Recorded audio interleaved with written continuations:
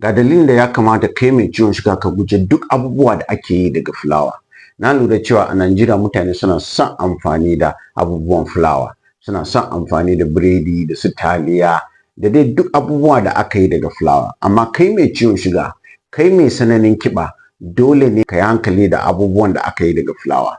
Me yasa na faɗa haka? Kun san cewa fulawa ana amfani da hatsi da aka nika ya laushi sosai, wato baya da fiber. Kuma na muku bayani cewa fiber yana da amfani sosai ga rayuwar mai ciwon suga ko rayuwar mai tsananin kiba.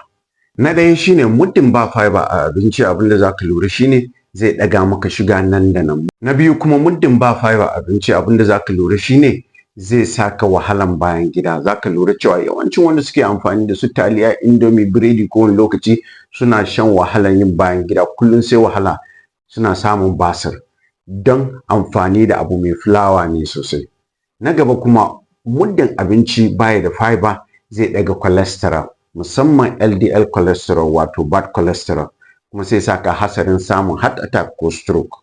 Banda haka kuma kai mai tsananin kiba in kana amfani da abu mai fulawa sosai wanda baya da fiber, zaka gan cewa kana kare kiba maimakon ka rage kiba.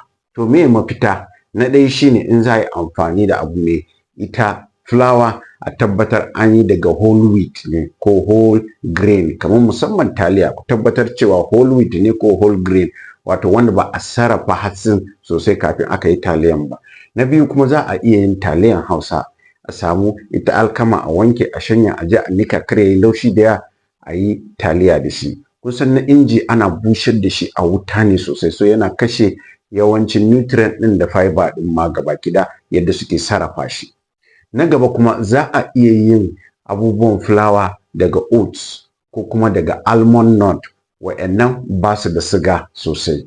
Amma duk da haka, duk da su ɗin ma a tabbatar an kimanta yawan da ake ci, kuma ana ci tare da ganye. Sani cewa kai mai ciwon suga bai kamata ka yawanta amfani da abun fulawa ba, don abun fulawa zai ɗaga ma suga, zai sa ka samu tsananin kiba, zai damu cholesterol ɗinka, zai sa ka samu basir.